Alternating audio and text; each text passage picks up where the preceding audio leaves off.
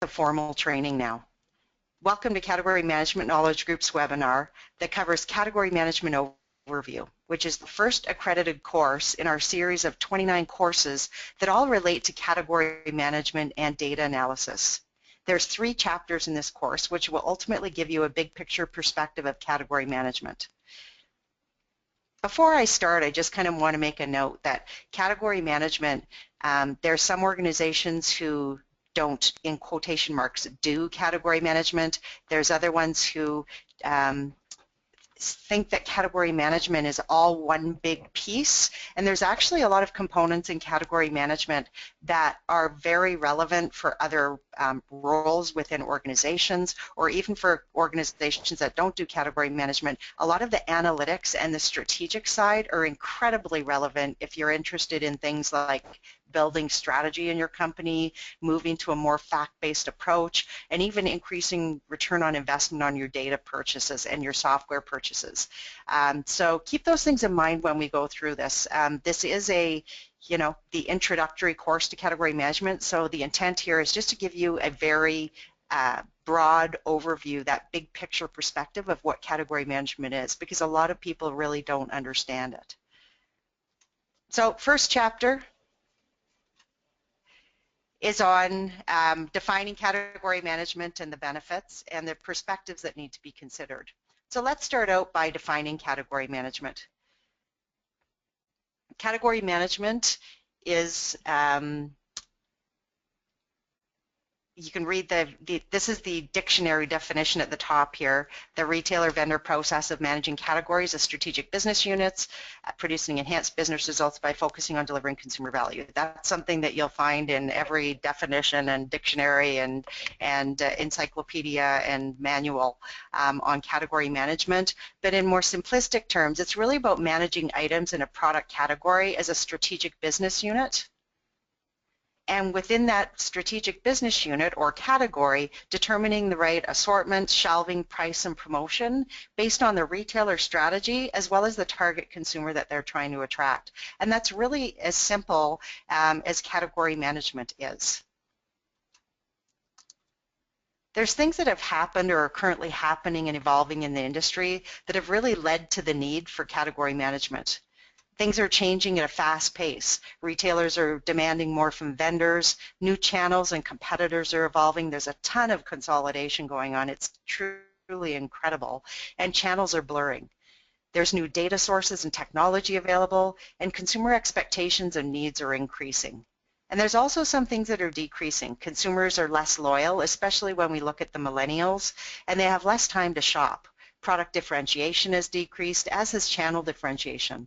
And ultimately, this has really required us to adopt a category management approach because it's the only way to strategically deal with the ever-changing marketplace. And this really starts evolving also into the need for collaboration at a higher level. Something else that's changing is the selling environment. Relationship used to be the basis for many of our retailers' decisions, but now fact-based is as equally important or more important. Vendors who can add value to retailers and present compelling stories based on data can really help to drive total category results, and that's what the value that they can bring back. And the importance is in finding the balance between relationship and fact-based selling, because both continue to be important. There's obviously has to be benefits to category management. This can include things like lift in sales, product margin increases, inventory reduction, strategic fact-based approach to the business, and increased consumer satisfaction and loyalty. And ultimately, these things are going to drive profit and sales for organizations. And the other thing to consider is if you've been practicing category management for a long time, the danger of pulling out and not doing it anymore. There's also some basic requirements for category management. First of all, you need data in a consistent and ongoing fashion. You don't need as much data as some people seem to think. You can do category management on limited data. In fact, we have a course on that. Next is organizational alignment that's required. You can make a difference at your desk, but it really, to fully adopt a category management approach, full immersion by your corporate organization in the process is really required. A collaborative mindset within your organization is another prerequisite, trying to not work in silos and keep the category management team off over in a corner, in this ivory tower, doing their analytic solutions and stuff. It's something that really needs to be ingrained and shared across the organization. And lastly, there needs to be some level of automation in the data that you do have available, and particularly when you're trying to scorecard results and assess categories. So if your organization doesn't have all of these prerequisites in place, it doesn't mean you can't do category management. It's going to affect the level and sophistication of the category management you do. But as far as I'm concerned, you can be doing category management using your shipment data if you're shipping out to retailers. That's the level that you can start at, all the way up to the super sophisticated high end, when you have access to a full data suite. You got to start somewhere. The last thing that you really need to be successful in category management is willing to be changing your perspective, and more importantly, considering other perspectives. And this one I still find is a really big issue for retailers and vendors, which is one of the things that I think is the biggest barrier to being able to actually do true collaboration, and that's really considering other perspectives to try to find kind of win-win solutions. So when you look at this picture, if you've ever seen any of our webinars before, you've probably seen this model. I found it on the internet, and I can't even give anyone credit for it. It's not ours, but it really does depict a lot of what's going on within many corporations, and then also within relationships across different like if you're talking about a relationship between a retailer and supplier. If everybody's kind of working in their own silos and not sharing stuff, then, sorry, I got to step back a minute. The folks in this picture are all touching parts of the elephant, obviously, but they're also all blindfolded. And so it really does relate to the fact that if these people don't start communicating with each other and considering the other perspectives, they'll probably never reach the point where they realize that what they're doing is touching an elephant. So this is really how a lot of organizations function, both internally and with their external vendors or clients. Not having the right perspective, especially from the customer's point of view, can really result in incorrect conclusions and decisions. And this is another really great diagram that I like to show, because it really does depict, and I'm sure any analyst in the world can say that this has happened to them at least once. And probably to me more than once. But by clarifying, asking the right questions, and going back to confirm customers' needs and strategies, the chances for success in category management really increase significantly. So taking that bigger picture perspective is critical. For vendors, considering the category and brand perspective is better than solely focusing on brand. And if the vendors don't consider the retailer's perspective, they're probably not going to get very far in a self-serving business plan that really focuses just on their brands. So it's in their best interest to consider category and brand perspective jointly, rather than focusing on brand value alone. And when retailers fail to take into consideration the vendor's category and market knowledge and expertise into their business plan, they're also much less likely to be successful. And lastly, both retailers and vendors need to remember, oh yeah, that all-important consumer, the one who spends the money, they have the final say, and they speak with their wallets. And a lot of the time, there's a completely forgetting about that consumer and shopper. So ultimately, the best approach is considering all of these perspectives and really helping to find the winning formula for the retailer, the vendor, and the shopper.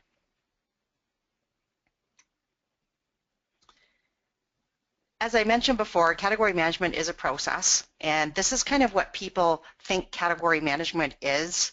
And part of it is that it's a process, but within this process are these beautiful analytics and strategies and ways to think about and look at your category within that model. So even if you're not using a model, that doesn't matter. It's a lot of the pieces that are baked into it that are just fantastic to use if you're not following a category management process. So the process you see on the screen right now is the most common one.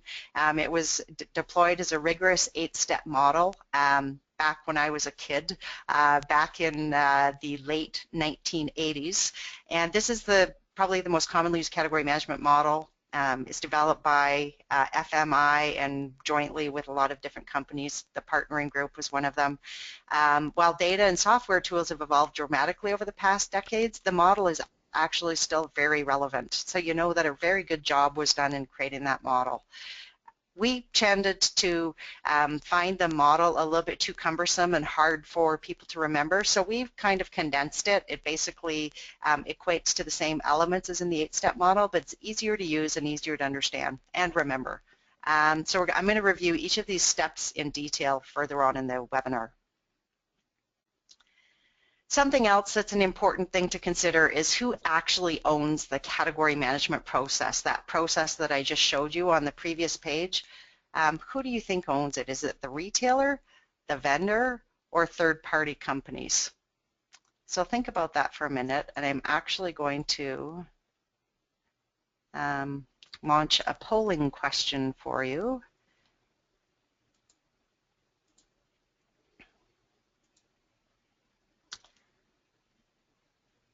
So on the screen now, you should be able to see the question. So all you need to do is just click on who you think owns the category management process from start to finish. Is it the retailer, the supplier, or the retailer and the supplier? So I'm just going to give a minute here so that everybody has a chance to click on the one that they think is most relevant.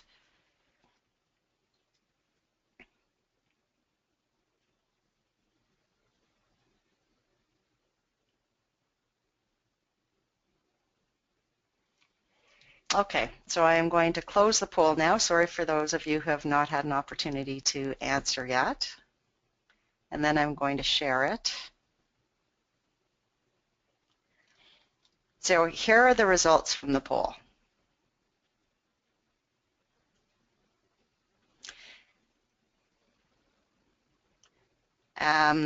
Basically 15% think it's the retailer and 85% think it's the retailer and supplier. So I'm going to go back to our slide again here.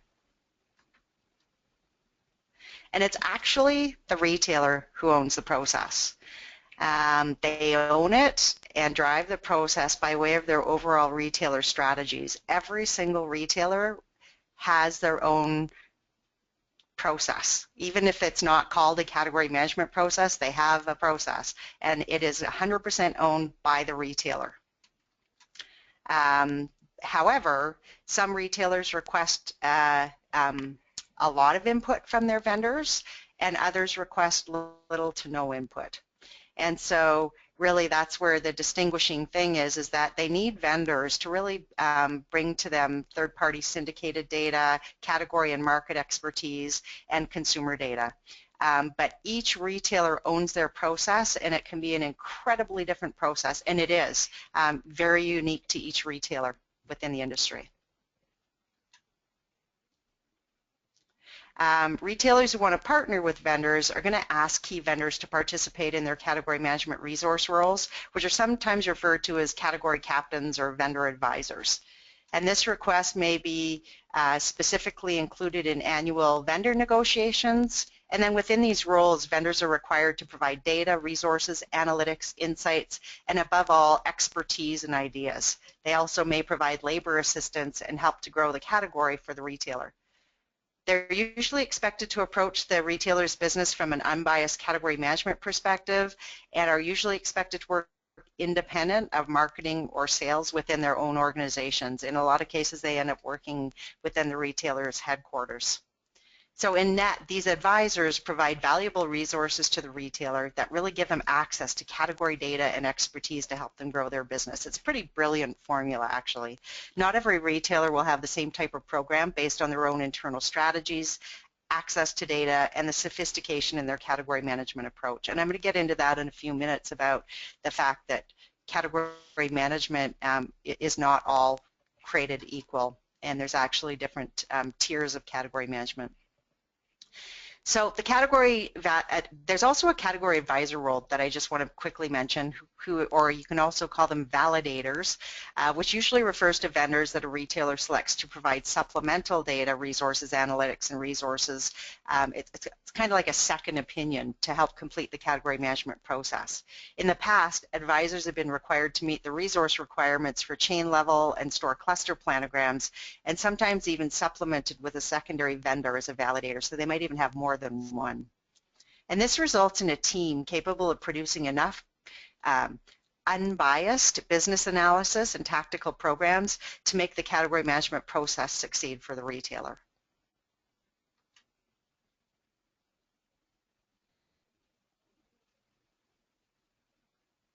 Category management has recently evolved and expanded to include a lot of new data sources like shopper loyalty card data, geodemographic demand, store level point of sale, and shopper insights being added. And at the same time, the market has become more fragmented due to greater shopper diversity and new competition emerging across channels. And that includes that kind of scary online channel that we still really don't understand a heck of a lot about. Retailers and vendors have really come to the realization that because of these changes, it's really hard for one retailer and one vendor to address all of the challenges and opportunities in the category. So the opportunity is for retailers to adopt a new approach to category management where retailers increase their own internal investments in data, systems, and multifunctional resources. And you've seen a lot of that happening to the point where retailers have incredibly powerful internal point of sale data. And they also make changes to their category management process to allow for multiple category advisors to fulfill specific needs within the category for resources, category expertise, and high-level analytics. And so that you don't have to be the biggest brand in town or the biggest consumer packaged goods company to be that vendor advisor. There's a lot of smaller roles and kind of almost niche things to be filled within providing those insights about category to the retailer. And that really gets into the whole collaboration thing once again. So in this new approach, more vendors can participate and add value, empowering retailers to go after more shopper opportunities and precise targets than they have ever been able to do in the past. I mentioned before that not all category management is created equal, and a really great way to think about it is through a tiered approach. So the availability of data, the strategic importance of the category, and the experience of the category partners are all combined to determine the depth of detail that analysis can be performed for a given category. So using a tiered approach really overcomes some of the complexities of practicing category management, and it really can help your organization and especially your category management team really identify the level that they're trying to practice category management at. So we've got this three-tiered approach. In Tier 1, there's limited data, lower levels of collaboration, inexperience and skills with category management, and less resources. Tier 2 builds on Tier 1 with more access to data, increased collaboration, increased focus on category, and really trying to get to that next level of analytics. And then Tier 3, of course, is the most advanced category management with robust data, extensive resources, and high levels of collaboration between retailer and vendor. So different retailers, different vendors, and different categories may appear in different parts of the continuum based on a combination of these requirements. And so by starting to kind of break that out and figuring out as a consumer packaged goods company which tier of category management are you practicing across all of the categories that you sell in, it can become so much easier to determine where the resources should be fitting based on how you do that. And same with retailers. Your biggest and most powerful categories need the best data, they need the most resources allocated to them, and so they should be at that Tier 3 level. So think about where your organization fits within this category management continuum. And I'm putting a polling question up again on the screen for you to find out what level of category management your organization is currently at. Are they in Tier 1 with limited CatMan, lower Tier 2, which is kind of the lower intermediate CatMan, Tier 2, high Tier 2, or Tier 3, which is the advanced category management. So I'll give a minute here for everybody to plug in their vote. I guess it's not a vote, it's a status.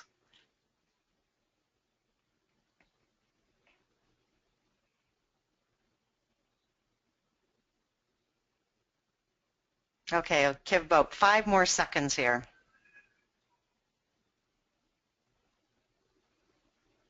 Okay, I'll close the poll and share the results with you.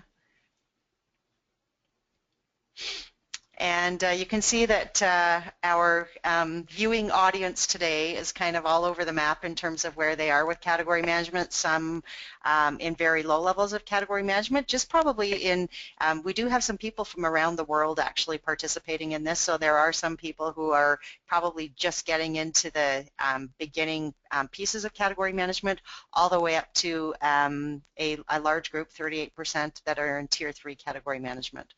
So really important thing to remember that not everybody is on that same level, and you kind of have to be realistic about the level that you're actually practicing in.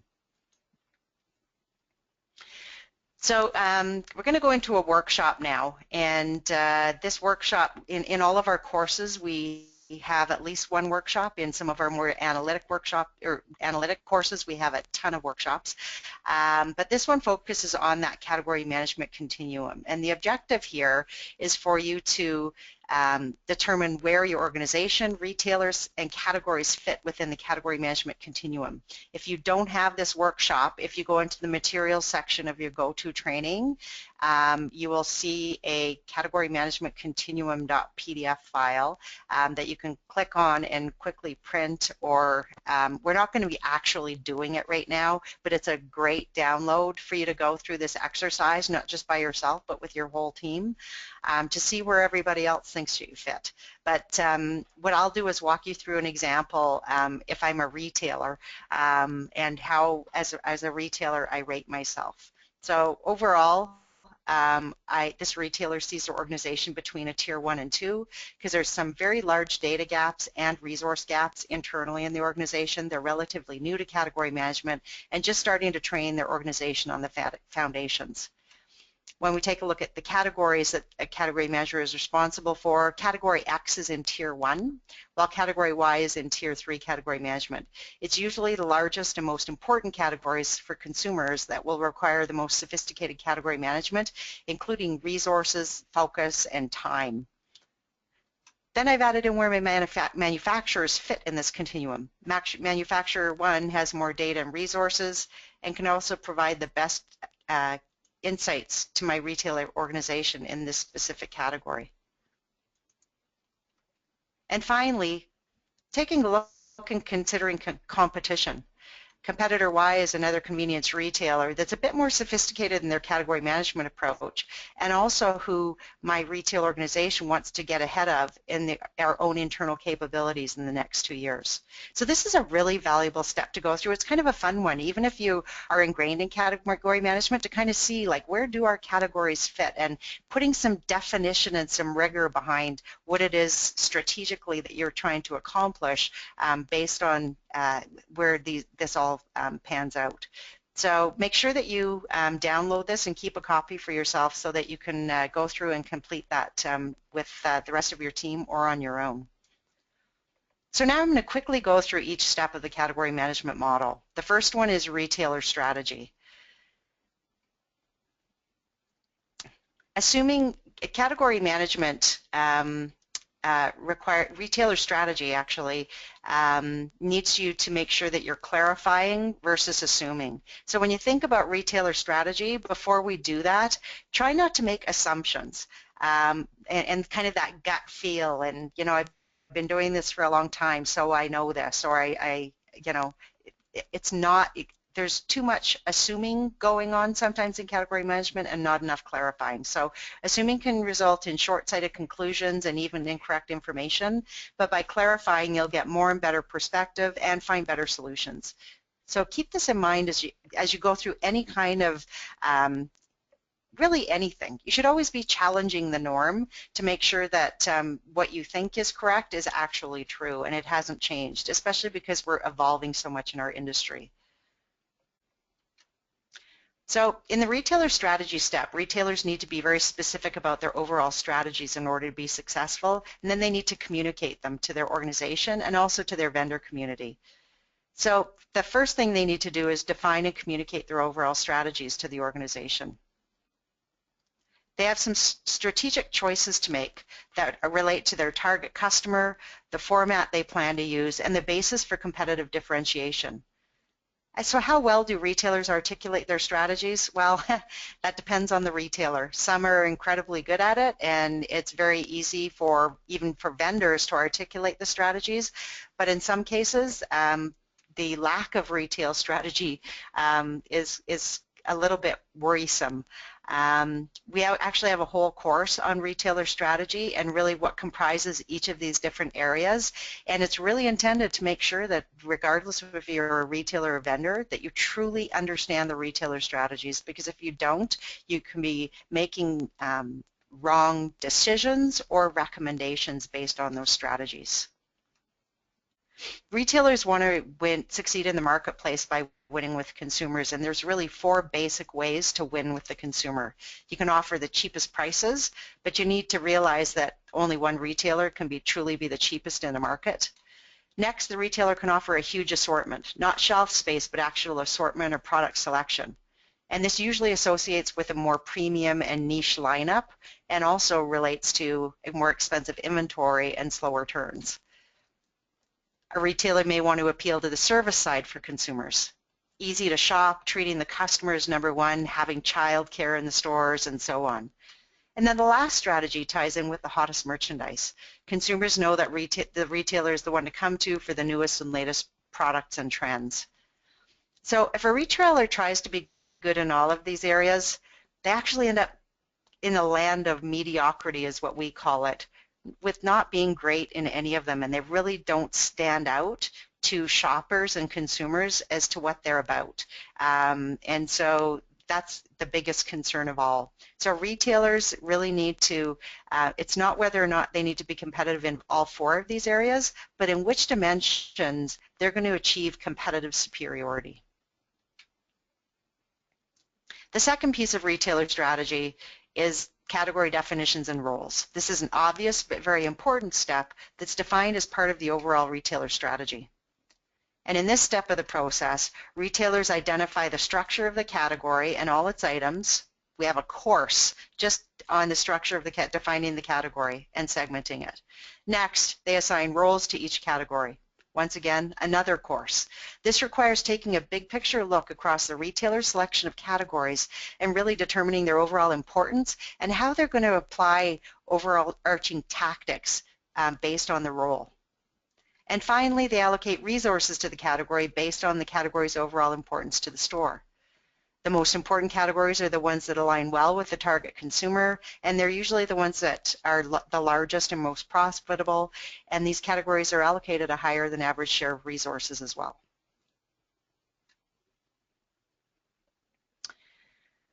The category plan includes several different components.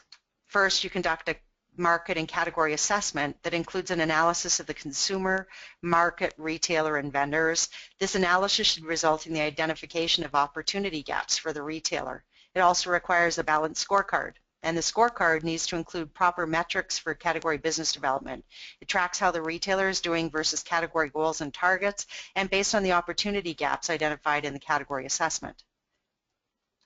The third element of the category plan is assigning strategies, and this kind of gets into it takes the category role and then breaks it out into more specific strategies for the category and even some of the subsegments within the category, and it can include things like building traffic, increasing impulse purchases, increasing transaction size, and creating in-store excitement.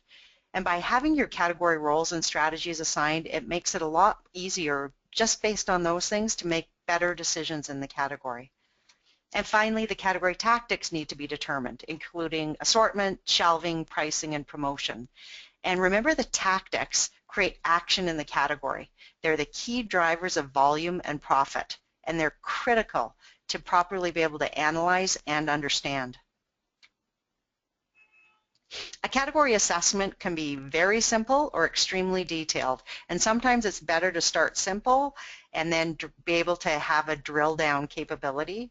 It really is dependent on how much data is available to you and how important the category is for the retailer.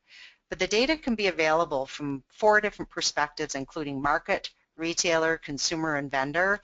And then within each of these perspectives, data can be available all the way from category down to an item level.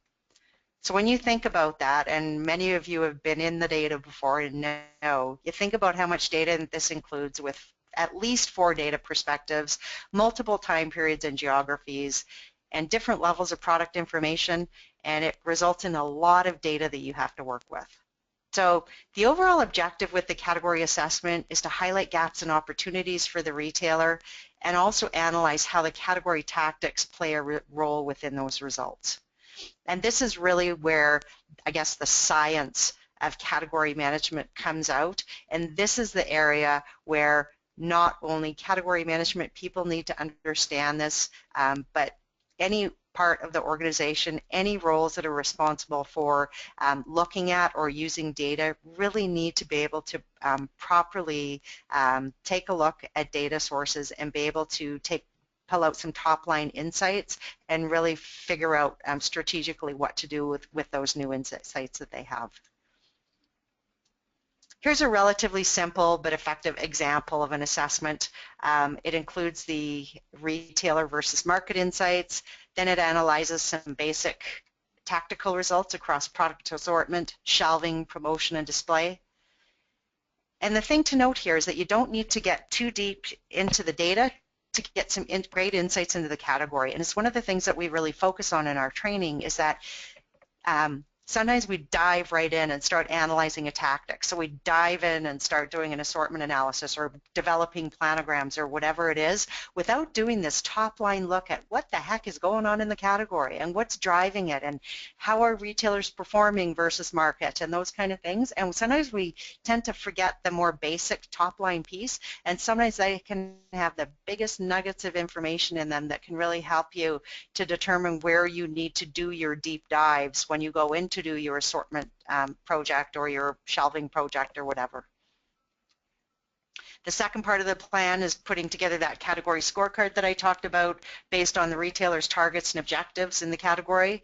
And the scorecard is a critical component of the category plan because it puts checks and balances in place to make sure that all of the targets are achievable.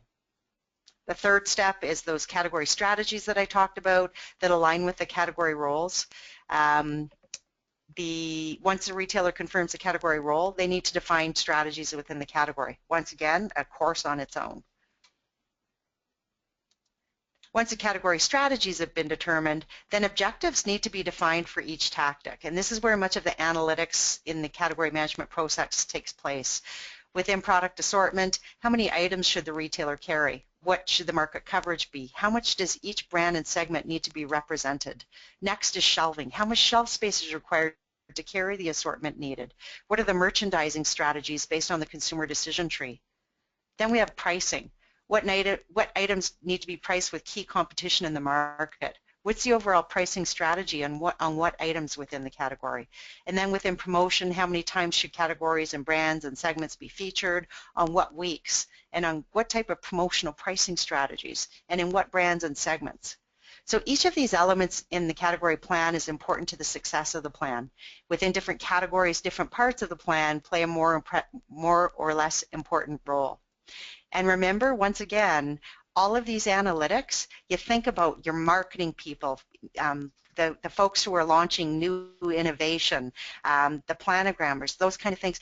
If they don't understand the analytics behind these things, or your salespeople who are actually doing promotion, spending millions of dollars on promotions every year, but if they're not properly trained on how to do baseline and incremental analysis and being able to go and drill into the fundamentals on promotion, there's really a big miss there because that's a critical part of their role and responsibilities.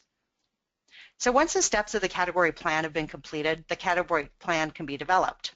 And it's important to capture changes that are made against each of the tactics, including the analysis required, the actions required, and target deadline dates, and the owner for each of the actions. And this can be internal or external, depending on if the retailer is using vendor advisors and category captains. And usually it's going to be much more detailed than this. This is just a very simple category plan. And then once this plan is agreed to, it has to be assessed regularly to ensure that all of the different elements are executed. So now that we have our category plan, we're ready to implement it. And implementing category plans is a step that sometimes results in stumbling blocks.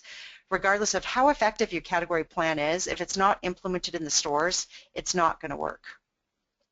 So you need to consider several things. First, the category plan needs to align with the retailer overall strategies, and I can't emphasize the importance of that enough. Secondly, the retailer needs to agree to the measures that have been put in place internally, and that they need to get alignment that the plan is going to help the retailer achieve their category objectives. They need to determine what resources are going to be required to implement the plan at store level, and then they need to communicate the plan to all those affected. And that includes both internally and externally to retail ops, category teams, and also the vendors. The final step is reviewing the category performance, and this step is to really ensure that the category goals and objectives are being delivered in the category. Reviewing the category performance is something that should happen regularly, and it's something that can sometimes be done by the vendors. Staying well informed about, oops, sorry about that, I overclicked.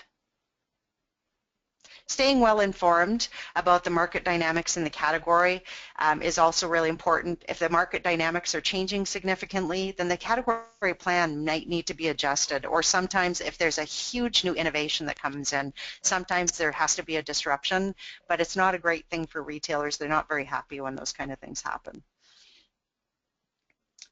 So that's the category management process.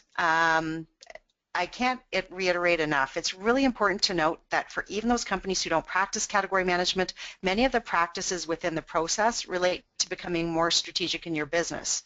And the opportunity is to make fact-based decisions and recommendations in your role and on your team or in your organization. Another really big area is return on investment on data. Many organizations are interested in that. What's the point of spending upwards of $1 million in data and software if you're only teaching your organization to point and click, but not thinking holistically across data sources or relating things to overarching strategies and business building ideas?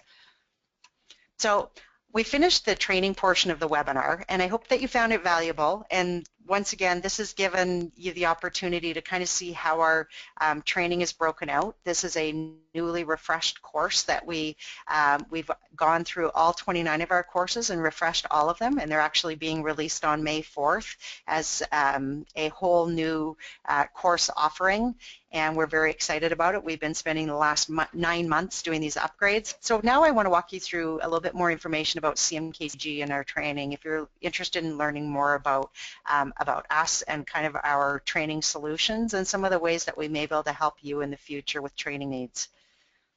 So first of all, let's talk about what's going on in the industry. There's a lot of changes in the market that are requiring changes in our business approach. We have consolidation. I just about fell out of my chair a few weeks ago when we saw the announcement about Heinz buying Kraft. You know, Target just left Canada. There's all kinds of things going on in the industry that are really creating constant change, leading to bigger desks and also less resources. And sometimes that can result in less alignment within the organization as well. There's also collaboration, and this is the focus area where you're trying to lead to win-win shopper solutions for retailers and suppliers. The Category Management Association just released their white paper on collaboration, which if you haven't gotten a copy yet, it is absolutely excellent and something that you definitely don't want to miss out on. If you're interested in me giving you the link, I can actually copy it in later on into the notes here so you can go and request a download. It's one of the best white papers that I've seen released ever. There's also new data and technology and adding more investment, complexity, and resource requirements into those components. You need to make sure you're getting a return on investment. And a lot of organizations are only focusing on purchasing the data and technology, but not necessarily the strategy that goes along with that. And there's also a focus on increased shopper sophistication. So this requires a deeper focus on understanding the shopper's needs and their very changing path to purchase. So the industry and market are changing, driven by catalysts that are driving the need for change. So those things that I talked about on the previous slide, this also ties in with different corresponding opportunities. So for consolidation, the opportunity is to align your category management approach across your team and even across your organization. If you've led a team before, or if you're on a team and you've all come from different backgrounds, everyone's had different training, and so there's a level of assumption that everybody thinks the same way. And I would almost say very close to 100% of the time it's not true, because it really is based on the roles and responsibilities and kind of where you grew up when you were getting exposed to category management. In strategic collaboration, the opportunity is to prepare your internal multifunctional team for collaboration, for increased shopper sophistication, increasing your internal team's shopper understanding, and for new data and technology, increasing your return on investment on your data and software investments. So there's also corresponding solutions that go along with each of those. And really, when you go through and you read those different solutions, I'll just give you a minute to read them. I'm not going to read them all for you. But each of those solutions really does tie in with a training opportunity, and that's kind of where we can come in and help. All our training, we have certified online training, and it's available in an online solution. And if you have any concerns about online, I would love to chat with you offline about this, because online training is the wave of the future. It has come so far, and we are having incredible success with our clients and students in the online space. It's sustainable, it saves time, and that's just in the travel time and the getting there and leaving and the breaks and all that kind of stuff, and it really does allow people to learn at their own pace. It's accessible anywhere. There's easy tracking and instant results through online reports, testing, and certificates. There's uniform content. There's cost savings, significant cost savings, and there's also some simple and flexible solutions with few logistical requirements. And we really work with our clients to not just create an online solution, but to create a blended learning solution. So we don't just do online training. We tie in with live web meetings. We do some for our students as a large group. We actually have one next week that's focused on some really cool shopper stuff. We also provide curriculum materials and resources, and there's hands-on workshops. So that really starts out your blended learning approach in the core training. And then we can also tie in things like case studies, live training, and customized training to really create a great solution based on what it is that you're trying to accomplish. One of the other things I talked about was return on data investment. And the return on investment of your data purchase is paramount. And for the millions of dollars that many organizations spend on data and software, you want to know that the data is being optimized and maximized. So purchasing data gives your organizations facts and data. So if you allocate 100% of your data budget to data, that's all you're giving your organization is data. So then what happens is organizations will invest in software and reporting tools. And so say that they allocate 10% of their data budget to software. It's probably actually higher than that, but we'll just play along with that idea. And this usually requires additional budget dollars to pay for the software and tools. And then for many organizations, the data and software comes with training. And unfortunately, a lot of people believe that this training, so your Nielsen data training and your JDA software training and those kind of things are enough to say that you've trained your organization and they should be able to go back to their desks and use the data accordingly. And that is not going to happen, because the thing is, you need to provide applicational training that's going to help your organization move from data to insights and really teach them to turn data into insights and then into action. And not only category management needs to have these skills, sales, marketing, space management, retail ops, and other departments require these analytic skills to make more strategic and fact-based decisions in their roles. And it's going to make them think bigger picture perspective than kind of working in some of the silos that some of these functions tend to end up working in. And then the ability to move to breakthrough insights with the right analysis at a much deeper level. And this is where the specialists can do this work, would do their work. So category management and shopper marketing can complete those in-depth analyses to find those breakthroughs, that stuff up at the top that is really going to kind of continue to charge your organization forward. But you need to set aside a part of your data budget to pay for the corresponding applicational training to increase capability on your team and in your organization ongoing. And this is really going to help to increase your data investment and, more importantly, move your organization to a more strategic and fact-based approach. So whenever I have a company who says, well, we don't have a data budget, there's got to be ways to be able to find that data budget and sometimes it can be found within the data budget, because if you're not properly using the data and you're not able to strategically use it, you're not going to get your return on investment in the data. So we can work with you to create solutions that are going to help you to move your organization to a more fact-based strategic place with increased return on investment for your data purchased.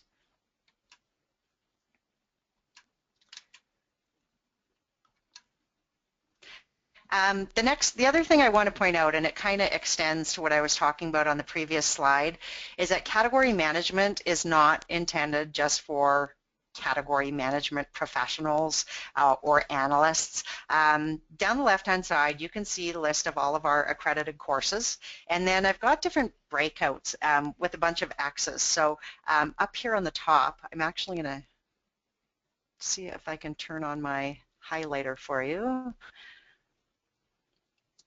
I don't normally use this, so I could make a big mess, but we'll try it anyways.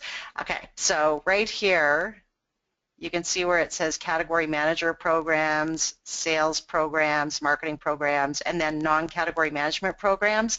And then up on the top, you can see that the category manager programs are foundational, CPCA, intermediate, and so on. For sales, there's different breakouts of sales training, and then we have different ones for marketing, and then suggested common courses. So if you're trying to get your multifunctional team alignment, the set of courses that I've X'd off would be a great starting point to get everybody kind of on the same page. And then there's also non-category management programs, so things like data and analytics training, understanding the shopper, understanding the retailer, and fact-based selling skills. So when you take a look at that from that perspective, because you look across our set of courses, they really do cover a robust set of things. And and once again, we can really help you to move to that level based on whatever it is that you're trying to accomplish and the priorities for your team or your organization. And once again, we can work with you on that. Another great thing that we've been able to track is that our blended learning approach helps to build knowledge by 30%. So we have a pre-assessment test that we use, first of all, for organizations that don't really know where to start their training. It's a 1-hour training, or it's a 1-hour online multiple choice test that they'll get their entire team or even an organization to take, and it's more for them to get a benchmark of where they're at. And then, so the average on the pre-assessment test score is actually a 51%, and this is based on all of our clients who have taken the pre-assessment test, and then the average on the post-assessment test score is an 81%. So there's been a 30-point knowledge build between before and after. So that just excites us so much, and we get a lot of very positive feedback on the fact that not only can they take it, but they can also access it after, so they don't have to memorize everything and then not have access afterwards. They can go back and refer to their training when they need to go do that pricing project or go do an assortment analysis. They can go back and refer to it and follow step by step if they can't remember how to do it. The other thing that you need to think about when you're choosing your, making your training choices, first of all, your objective is obviously to build knowledge, and so industry certification, return on investment in data, multifunctional alignment, are you trying to get a fact-based organization, all of those things, what are you trying to accomplish in your training from the building knowledge area, and then how are you planning to figure out how to apply it? So we've got case studies, manager support, group discussions, on-the-job training, coaching, mentoring, and senior management involvement. And then the other component that we have is the conditions. So are you looking for specific courses or programs, or do you have a set budget? Are you looking for your training to be housed internally in your learning management or system or externally in ours? Are you looking for short-term check-off-the-box training or longer-term training solution? Do you want your team or your total organization trained? And then what format do you want it in? Do you want it online? Do you want it supplemented with live training and so on? So once again, we can work with you to try to figure out what the best approach is based on exactly what it is that you're trying to accomplish. And so all of those different training opportunities and solutions we talked about can really lead to business wins based on what it is that you're trying to accomplish. Increased efficiencies, internal and external alignment, strategic focus. We actually have a lot of our clients that we end up working with really closely because we start getting into a lot of strategy discussion because they realize one of their biggest issues is that they don't have enough built-in strategy internally, and that includes consumer packaged goods companies. So we can basically help you with whatever it is on your path to trying to lead to enhanced business results from the training perspective. And we hope that you will consider using CMKG as your training partner, whether it's just in the online space, through the blended learning approach, and we even have coaching as well. So here's a set of our courses. We have foundational and intermediate and advanced courses. If you're interested in industry certification, these are all certified courses. If you took all of them, then from an educational perspective, you would qualify for all 3 levels of accreditation with the association. But there also is experiential requirements, and then we also have some non-certified courses as well. And then what you can do is that these courses can be combined into different types of programs, you can buy the all-course program for either yourself or your organization, and we can also build any of those courses into custom programs for your team or organization. Some other cool things that are happening, we have some new additional live programs available. We have things like Day in the Life of a Category Manager. It's a half-day live session. We have one on activating collaboration. It's a half-day session. And we can work with you to do live sessions if for a national meeting or something like that, based on whatever topics that are of interest to you. We also have a new CAD Account Manager program rolling out in June that takes the foundations of our category management training to a new level, and our convenience store training as well. Something else that's important to note is this our house or yours. So some of you may not know whether or not you have an internal learning management system. Many large organizations and mid-sized organizations will have their own internal learning management system. So basically, if you ever go online to take company courses, so the company says you need to take these courses and here's your profile and they can track you and human resources involved, that's a learning management system. So we have a new capability where we can share and sell our training to be housed in your learning management system, which is a pretty big deal, and that will allow you to have unlimited access, and you can purchase one course or a set of courses, or you can purchase our entire set of courses.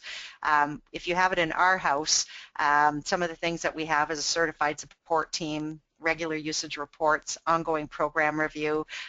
Right here, you can see what the front page of our online training system looks like. We have the latest news in it.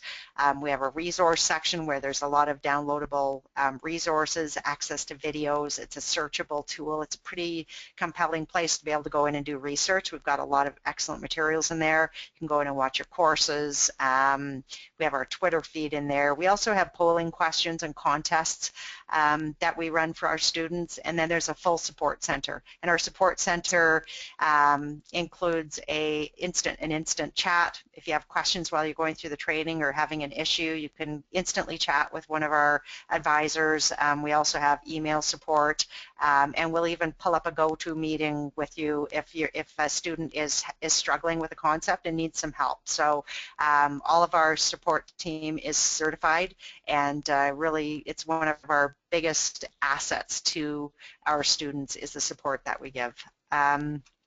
If you put it in your house, then you can use your own internal support team. We'll still work with you to help to develop the curriculum and such. And that is about it for that. So also there's a lot of people who don't know where to start, whether you're an individual that's thinking about training or if it's your team or your organization. And so the assessment test that I mentioned before, you can buy our assessment test for $50 and take the assessment test, and we will give you the results back and then give you a suggestion in terms of what we think your curriculum should be based on how you do on the test. For teams, if you have up to 125 people, we'll get you to, people will take the test, and then we will get you back to you and report back to you on the overall results, where we see the biggest areas of opportunity, and work with you to develop a potential custom curriculum based on where there's kind of inefficiencies or limited knowledge based on the results of the test. And then if you do purchase training, then you'll get half of that investment back, and same with up to 250 people as well. So lastly, our training is customized to meet your conditions and needs. We don't do a generic training approach that allows that we just give everybody the same thing and we just give you all the courses and you go in and take all the courses. We don't think that's the right way to do it. We want to be much more strategic, kind of like the category management approach, where rather than us considering the retailer needs, we're considering your needs. So we hope you'll choose CMKG as your training partner.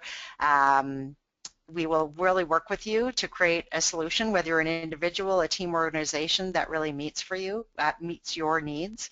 And if you are in that space where you're ready to invest in training, we are totally ready for you. And like I said, we've got all of this great new training that's available in our new system. And we also have a spring sale on. So if you buy now, you get 25% off all of your courses and programs, and all of that information is available in the materials section if you go back into there.